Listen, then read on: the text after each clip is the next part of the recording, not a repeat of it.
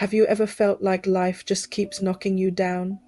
Like no matter how hard you try, you end up back in the dark, wondering where God is? Let me tell you a story about a boy who knew that feeling all too well.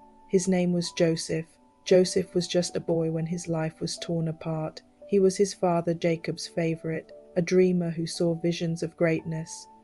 He believed those dreams were from God, and he spoke of them with the innocence of youth, telling his brothers how he saw stars and sheaves of wheat bowing before him.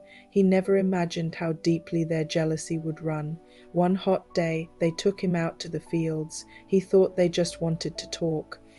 Instead, they threw him into a pit. He screamed for them, called their names, but all he heard was laughter fading into the distance. The boy who had dreamed of greatness was left in the dust, heartbroken and alone. As the sun set, traders passed by, and for 20 pieces of silver, Joseph was sold a slave to strangers on their way to Egypt.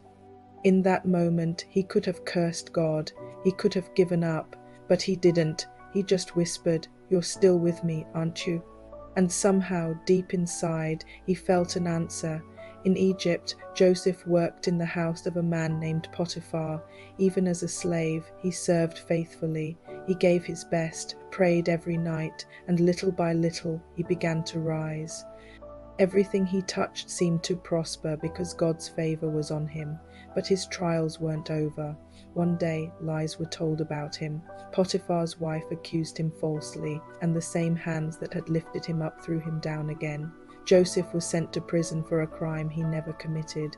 Imagine that, he had done everything right. And still, everything went wrong. But even in the darkness of that prison, Joseph didn't lose his faith. He prayed, he helped others, he comforted those who had no hope left, and though he didn't know it yet, God was preparing him, shaping him for something far greater than he could imagine. Years passed. Then one day, Pharaoh, the ruler of all Egypt, had a dream that no one could explain. Word reached the palace about a Hebrew prisoner who could interpret dreams. Joseph was brought before Pharaoh tired, unshaven, yet filled with a quiet calm. Pharaoh said, "I hear you can interpret dreams." Joseph replied, "I cannot, but God can." And when Pharaoh told him the dreams, Joseph explained, "There will be 7 years of plenty, followed by 7 years of famine. Prepare now, and your people will live." Pharaoh saw the wisdom in him, and right there, in that moment, the slave became a ruler. Pharaoh placed a ring on Joseph's hand and a robe on his shoulders. The forgotten boy from the pit became the second most powerful man in Egypt. Years later, the famine struck, just as God had said.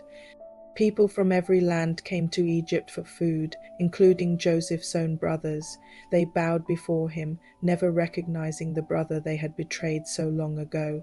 Joseph could have taken revenge. He could have turned them away and let them starve.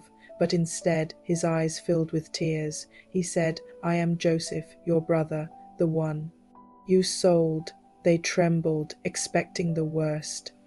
But Joseph stepped forward, his voice trembling with grace.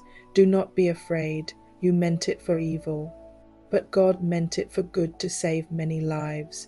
And he embraced them, weeping, forgiving the very men who had once thrown him away. That's the miracle of Joseph's story. He lost everything, his family, his freedom, his youth, but he never lost his faith. And because he held on to God through the darkness, God lifted him higher than he ever dreamed. The pit became the path to the palace. The pain became the preparation for his purpose. And every tear he shed became part of a greater story, one written by the hand of a faithful God. So if life has betrayed you, if everything you've built has fallen apart, don't lose faith. You may be in the pit today, but God is not finished with your story. The same God who was with Joseph in the prison is with you in your storm. And one day you'll look back with tears in your eyes and peace in your heart, and you'll be able to say, "He was there all along." Thanks for watching. If this story touched you, please like and subscribe for more.